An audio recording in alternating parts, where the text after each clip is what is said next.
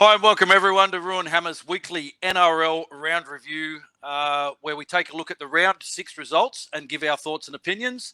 Before we get started, I'd like to invite you all to like and subscribe to our YouTube channel to show your support for the content we create. Subscribing to the channel puts you in the draw to win some exclusive Roo Hammer merchandise, similar to what we're rocking tonight. So click that subscribe button now. Rob, another great round of footy played, mate, over the 5 days of the Easter weekend. Let's jump in and have a look at the results, mate. Yeah, mate, let's do it. Let's cast our attention all the way back to Thursday night and the first game of round 6 with the Storm hosting the Roosters at Amy Park. And it was the Storm 28. Coates with a hat-trick, Meaney and Munster tries. Meaney 4 from 6 against the Roosters 8. Polo with a try and Walker 2 from 2. As predicted by us, the Storm playing themselves back into form just in the nick of time for the traditional Anzac Day game. Of course, you wouldn't expect anything less. Absolutely. And, it was an inspired performance, by Cam Munster, who was back to his electrifying best, and he was there to guide the Storm to what could be a season-defining win for them. The Roosters took the early 6-0 lead before the Storm hit back to level it at 6-all in the 17th minute. Victor Radley, he assumed his usual position in the sin bin for 10 minutes for a very late shot on Cam Munster, and the Storm took full advantage of the extra man. And in that time, they ran in 2 converted tries. They took an 18-8 halftime lead. And Radley desperately needs to get this absolute nonsense out of his game. I've read somewhere he's one of the most sin-binned players in the last 10 years. Not surprising, really. It's costly stuff. It is. Two tries to Xavier Coates in 8 minutes. In the second half, he got his 4th career hat-trick and had the Storm out to a commanding lead that the Roosters they weren't able to peg back. And the much-touted matchup between Harry Grant and Brandon Smith ended up being a mismatch, with Grant easily the better of the two on the night. And the Roosters' ill-discipline, as we touched on before, costly across the park, completing at just 61% and missing 42 tackles compared to Melbourne's 18. And the Storm, they have now won 6 of their past 7 games against the Roosters. And Cam Munster, clearly the standout player of the night, 209 run meters, 8 tackle breaks, a line break, a try, 2 try assists, and 429 kick meters.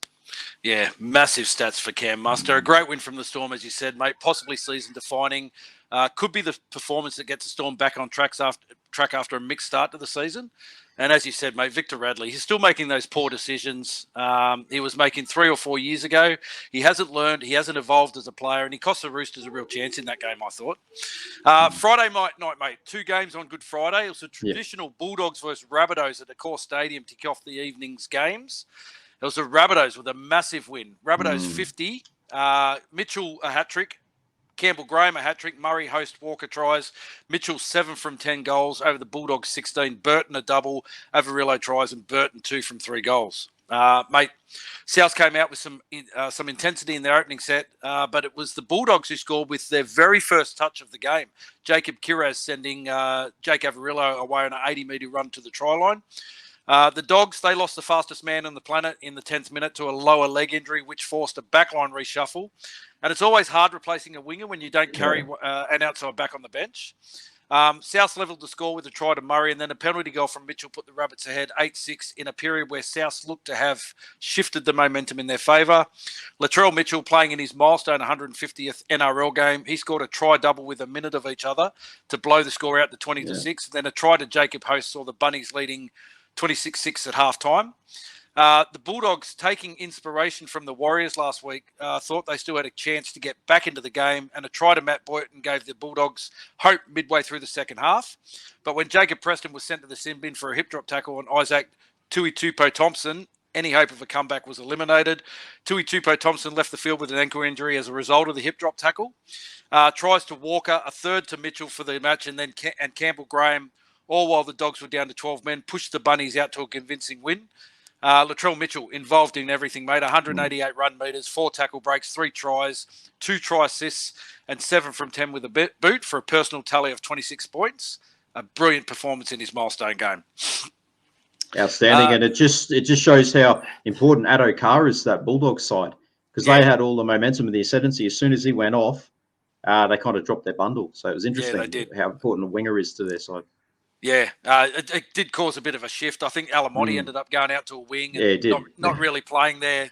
Didn't know how to play that position quite well. The second game was at Queensland Country Bank Stadium with the Cowboys up against the Dolphins, and it was the Dolphins 32, Asako a treble, Tabuai Fido 2 tries, Gilbert a try, Asako 4 from 7 goals over the Cowboys 22. Kyle Felt 2, Hess, Holmes tries, Holmes 3 from 4 goals. Mate, the Cowboys, they continue to prove they are a tough, resilient team and not to be written off after another impressive performance in another Queensland derby. The Dolphins led early courtesy of a Jermaine Asako try double inside the first 13 minutes before the Cowboys got a try back through Kyle Felt, who also got himself a double, ending an 8-game drought for the Cowboys winger.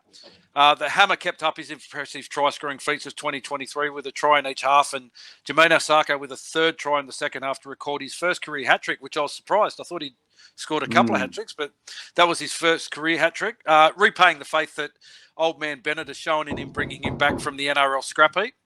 The Cowboys fought back to get within 4 points, but the Dolphins maintained their resilience to score late for a convincing 10-point victory. Both teams endured 10-minute sin bin periods with Cowboys Cohen Hess and Brendan Elliott sent for a late tackle and a professional foul respectively, and Dolphins half Cody Nikorima for a late tackle. Both Asako and Tabuai Fido are the 2023 leading try scorers with 8 tries each.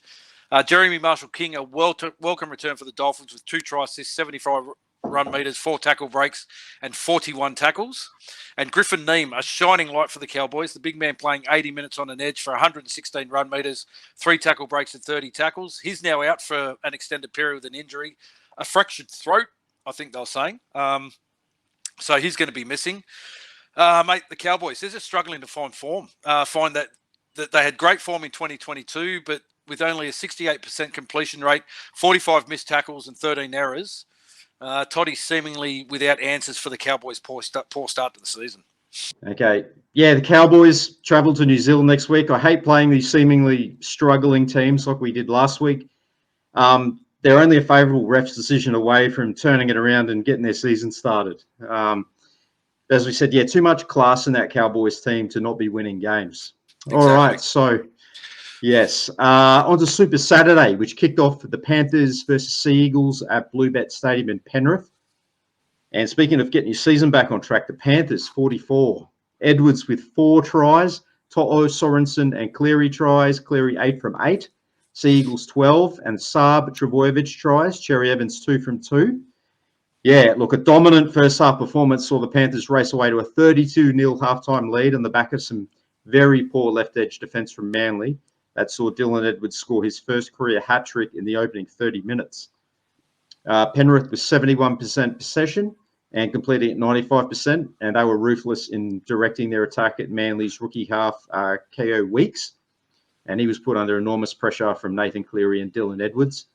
Penrith with 6 players running for over 100 metres in the opening 40 minutes, and Taniela Paseka, Manly's highest metre earner with only 39, demonstrated how lopsided the attack stats were for that first half. Manly lost both Carl Lawton and Ruben Garrick to a shoulder injury and a failed HIA respectively, reducing Manly to 15 players for the second half. And Penrith extended their lead in the second half with a 4th try to Dylan Edwards before Manly got their first points of the game in the 60th minute, and that was a try to Jason Saab from a deft DCE grubber. Manly did well, though, to even up the possession stats in the second half and post some points, but the Panthers' dominant first half, it was just way too much for them to pull back. Dylan Edwards, the standout for the Panthers, obviously 190 run meters, a whopping 13 tackle breaks, 3 line breaks, 2 line break assists, and 4 tries. There's some stats for you. And Nathan Cleary, 186 run meters for a half, 3 tackle breaks, 2 line break assists, 1 try, and 2 try assists. Whew, that's a lot of stats, a lot of numbers. It is. Moving on to game 2. One of the games of the round. The table-topping Broncos hosting Ricky's Raiders at Suncorp Stadium. The Raiders with a shock 20-14 victory. The Raiders 20, Rapana 2, Hopewadi tries, Croker 4 from 4. The Broncos, Cobbo, Ricky and Arthur's tries. Reynolds 1 from 2 and Staggs 0 from 1. And the Raiders, long-serving centre Jared Croker played his first game of the season and his 293rd career game after being out of favour for some time, it seems, or seems for a long time from Ricky. And Joe Tarpany, he was a late withdrawal of this game for the birth of his child. So the Broncos, they went into the game as red-hot favourites, but it was the Raiders who scored first through Jordan Rapana. He got a first-half double to continue the trend of multiple try scorers over this round. The Broncos seemed look a little bit off the pace, and the Raiders, they took full advantage of that, and they raced out to a 14 points to 4 halftime lead. The Broncos lost forward Tom Flegler to a Category 1 HIA in the first half. But then a try to Jordan Ricky got the Broncos within 4 points, but the Raiders were then able to get the ascendancy back. They pushed ahead again with a terrific try to Albert Hopewadi to extend their lead by 10 points. Then a try to Arthurs, set up a grandstand finish in the final 7 minutes. But a knee from Marty Taupau to Jordan Rapana's head is penalised. And that effectively ended the chances of the Broncos' comeback. It was a huge cut to Rapana's head, plenty of blood. But it has to be said, not much that Taupau could have done to avoid that contact, to be honest. Broncos, they were below their best tonight, and the Raiders were really tenacious with their performance, getting an unlikely win. But having said that, a well-deserved win. It just shows you turn up not quite on your game, you will get beaten in this competition. Absolutely. Sebastian Chris getting more comfortable in that fullback role. He had 169 run meters, 6 tackle breaks, 1 line break, and big red Corey Horsburgh, the Caboolture Snake, with a great all-round game. He's a smoky for Origin, I reckon. He is, isn't he? Yeah. Yes.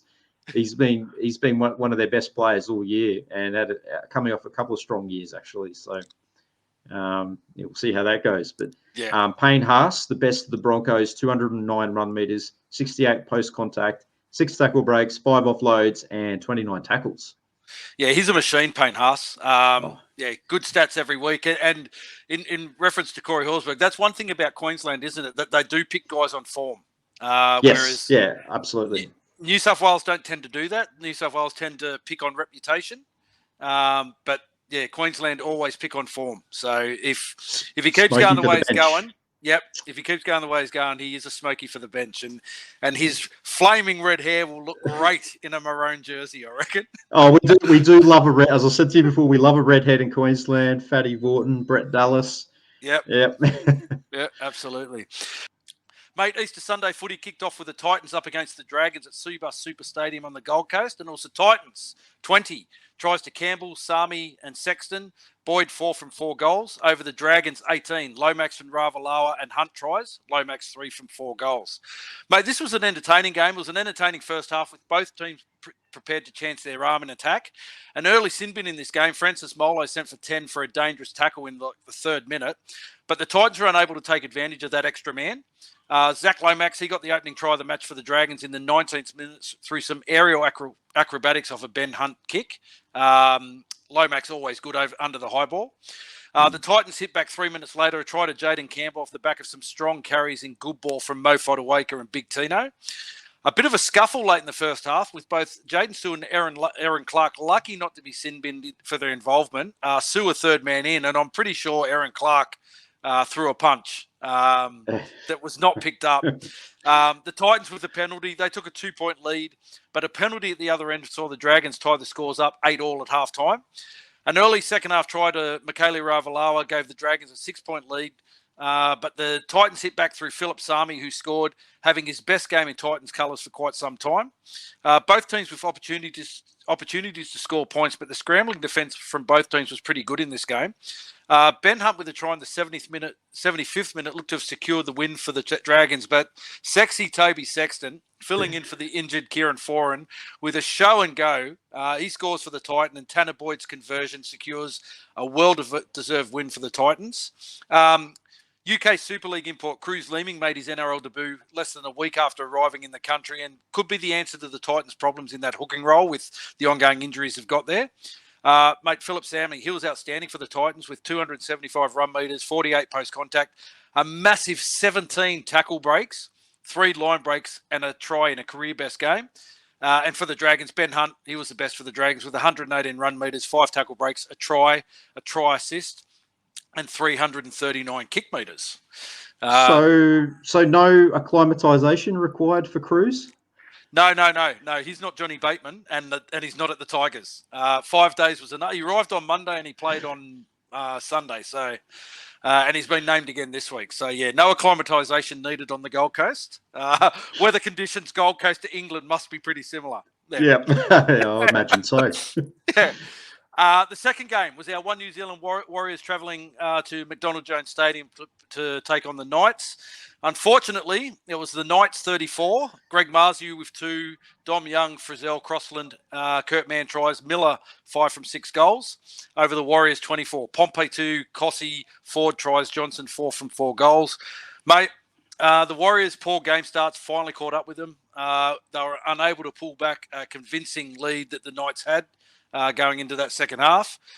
We discussed during the week that this was a banana skin game for the Warriors. It was that one game. I likened it to 2018 when the Warriors came up against the Broncos. Disappointing loss, that's for sure. Mate, we're going to talk more about this tomorrow night. So be sure to catch our live show tomorrow night, 7:30 Australian Eastern Standard Time or 9:30 New Zealand time to get all our thoughts, opinions, reviews, reactions to this game. Yeah, it was disappointing though, wasn't it? It certainly was. Yeah, not the way that we wanted to wrap up Easter Sunday, but as I said, we will get into that in full detail tomorrow. Make sure you subscribed so you don't miss anything on the YouTube channel. Absolutely. And mate, to round out round 6, it was the traditional Easter Monday clash between the Tigers and Eels at Accor Stadium, and it was Eels 28, Sevo 2, Gutherson, Penasini, and Cartwright tries. Moses 4 from 5 over a let's face it, a much improved Tigers 22. Toa, Kapoa, Naden, and Tupou tries. Dewey 2 from 3, Brooks 1 from 1, and Coruscant with a miss in his only shot. The Tigers, they started the game with a huge weight of possession in Parramatta's half, and although getting numbers around the ball, they just couldn't convert that into points. And in contrast, Eels, with their first set in Tigers territory, they came up with a try to King Gutho off a Mitch Moses grubber. And then a second try off Mitch Moses in back-to-back sets. Will Penasini, Johnny on the spot with the try. And the Eels looked like they were up for creating all sorts of problems again for this Tigers defence. The Tigers, though, they did get a try against the run of play with Stafford Toa picking up a Parramatta loose pass. He raced it, showed some great toe, actually, to run 70 metres to score. And then another Eels try from another Mitch Moses grubber got the Eels out to 12-point lead going into the halftime break. Moses putting on an absolute masterclass with the range of attacking kicks in his arsenal. It was Alfie Langer like some of those kicks. And yeah, and the Eels lead was extended early in the second half with a try to make a Sevo. And the Tigers, they, to their credit, pulled it back again. Asu Kapoa and Brent Naden kept the Tigers in the contest. Naden breaking his collarbone, though, in the process of scoring. He left the field. And minutes later, the Tigers, they lost Adam Dewey to injury as well. Junior Tupou, who had an outstanding game for the Tigers, scored in the corner to set up a grandstand finish. And Parramatta, though, they got the ball in good field position after a crucial Charlie Staines error. And Maika Sivo breaks the Tigers' hearts to score in the corner. Eels for an 8-point lead, which they held on to win the game. The Tigers, poor old Tigers, mate, they remain winless after 6 rounds, and they will welcome the bye next round for sure. After a brutal week where they were hammered to pillar to post by the media, they responded well, and the effort on the field, yeah, it has to be acknowledged. They are getting better. And Dave Clemmer, he played his milestone 200th game. Congratulations to him. And Junior Tupou, outstanding for the Tigers, 221 run meters, 8 tackle breaks, 4 line breaks, 1 try and a try assist. And for the Eels, it was Mitch Moses with his career equaling 4 try assists, who was the best for them. Yeah, mate. They're on the right track. They're getting there. Mate, they did well to fight back into that game. There's just something missing there at the Tigers. And I keep saying that the more you lose, the closer you are to a win. That they'll relish this week having that bye. They can regroup. They can get out of the media focus for for a week or so, and then come back the following round. I'm not sure who they've got the week after they come back from the bye. But yeah.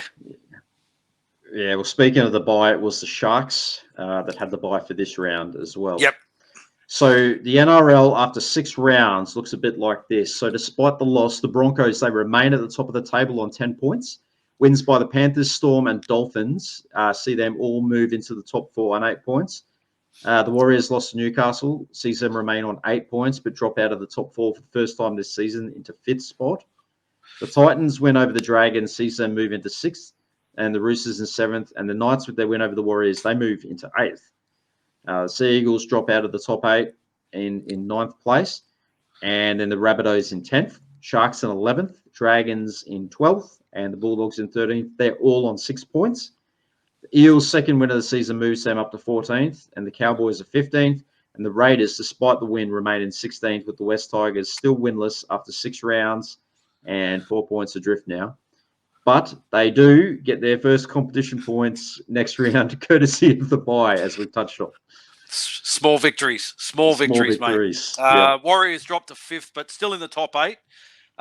Let's be honest, mate. We certainly didn't expect that prior to round 1 this year, did we? No, absolutely not. So we will definitely take that. Absolutely.